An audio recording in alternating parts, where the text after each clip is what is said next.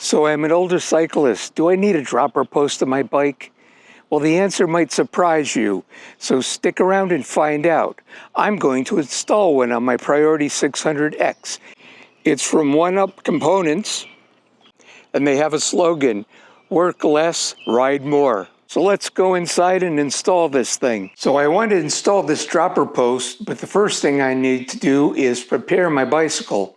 As you can see on the Priority 600X, it has internally routed cables.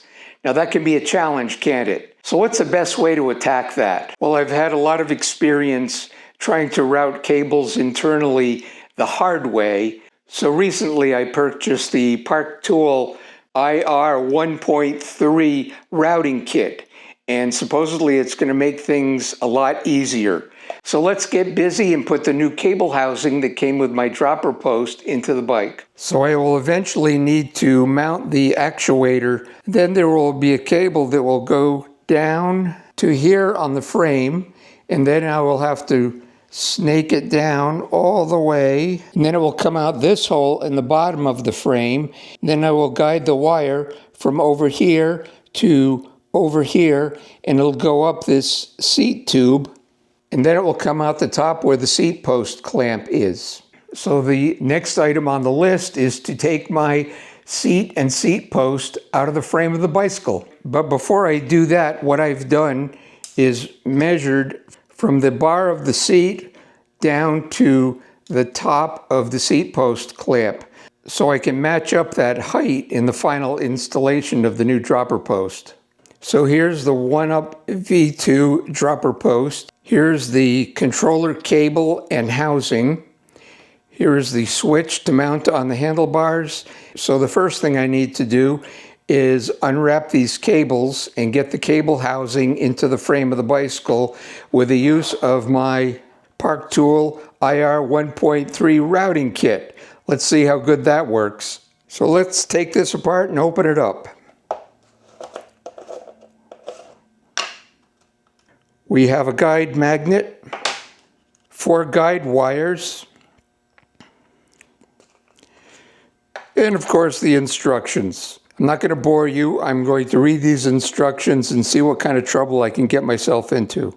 So the first thing I'm going to do is remove the seat and seat post.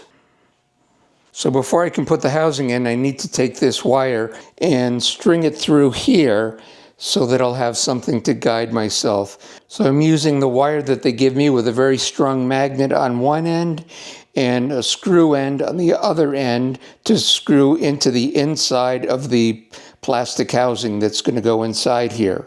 So let's see how easy this is. So these are some very strong magnets, and internally I should be able to snake this into the aluminum non-magnetized tube and get it to come out here. If it works, I'll be very surprised.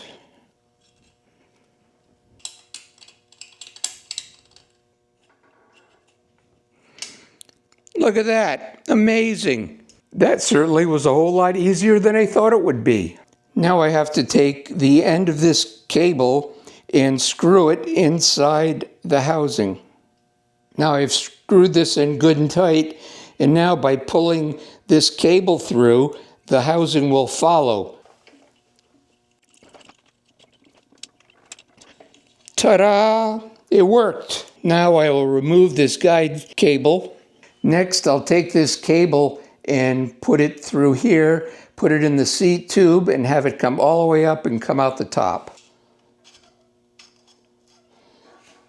And there we have it. So I routed the cable through the housing. So on the end of the cable, I place this barrel, goes inside the bottom of the dropper post. So the bottom of the dropper post has a lever. I don't know if you can see that, but the little barrel that's up there will be snaked in and be captured by that lever. And just like that, it's done. And then you take the housing and you make sure that it seats properly against here. And then you just push the seat post into place. And you get it to the height of your old seat post. And next thing I'm going to do is put the seat back on.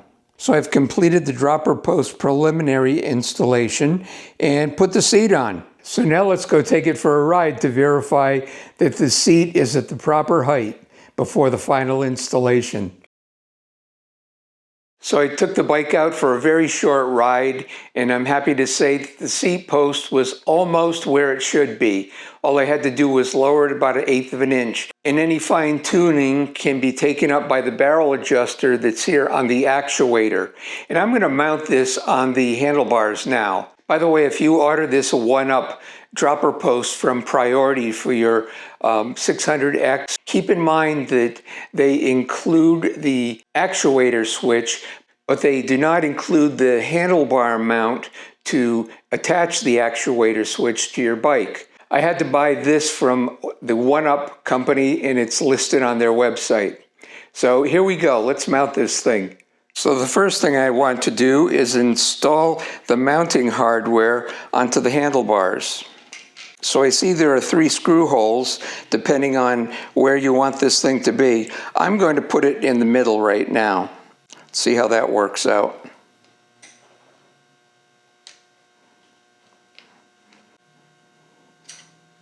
So here's the cable, and I'm going to have to cut not only the housing but this to length. So let's get an approximation of how much I'll need to cut off.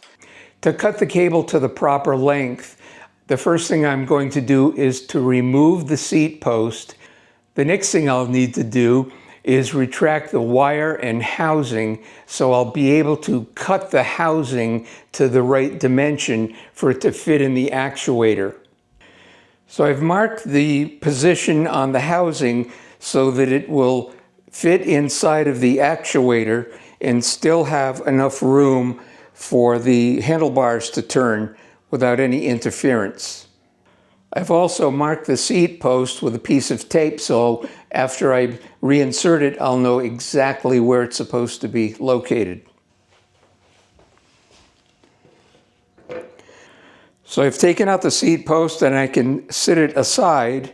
Now I want to make sure that the wire inside of this housing is far enough back so I don't snip it off along with the housing. To cut the housing, I'm using my Park Tool cable cutter. Yes, it is quite oval.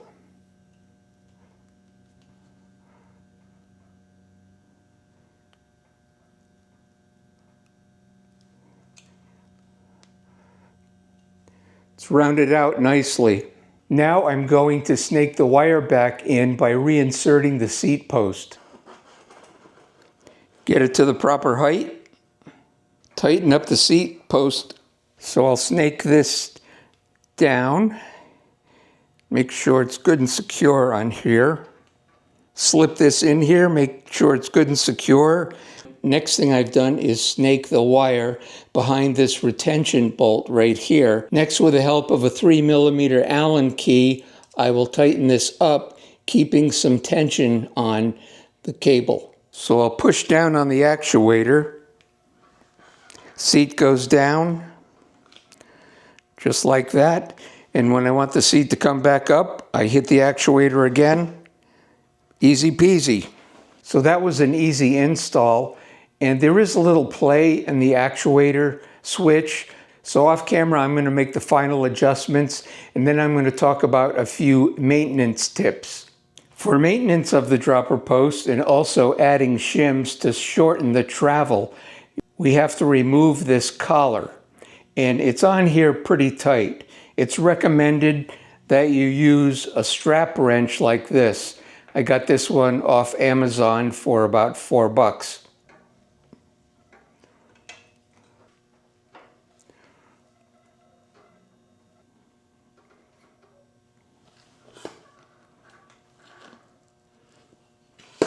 So when I activated the seat post to make it go up, this little collar came up.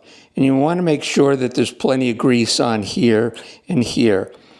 Now, if you want to lower the travel, there are these bronze spacers, and you put 3 of them in here. And each spacer will give you 10 millimeters less of travel. You can use either one or two of these stacked, depending on whether you want to lessen the travel by 10 or 20 millimeters. Then you can easily retighten this collar. So in the final assembly, I made sure that everything was lubricated properly, and I torqued down all of the bolts to the specs that are given on the ONEUP website. Now that the install is complete, let's take the bike outside, sit on it, and see what it does. So at the beginning of the video, I asked if an older rider needs a dropper post, especially one who's taking bike tours. Well, the answer is yes.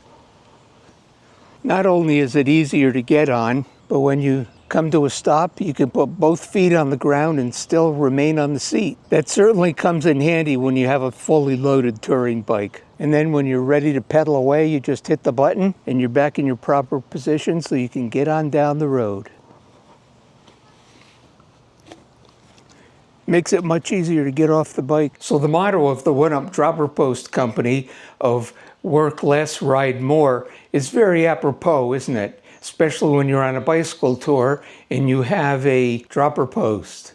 Coming up to a stop sign, putting both of your feet on the ground, taking a look at your map, doing whatever you need to do, and getting on down the road. I think it's going to be a lot easier with this post. So once again, thank you for watching. Hope you're having a good day, and get out there and do something.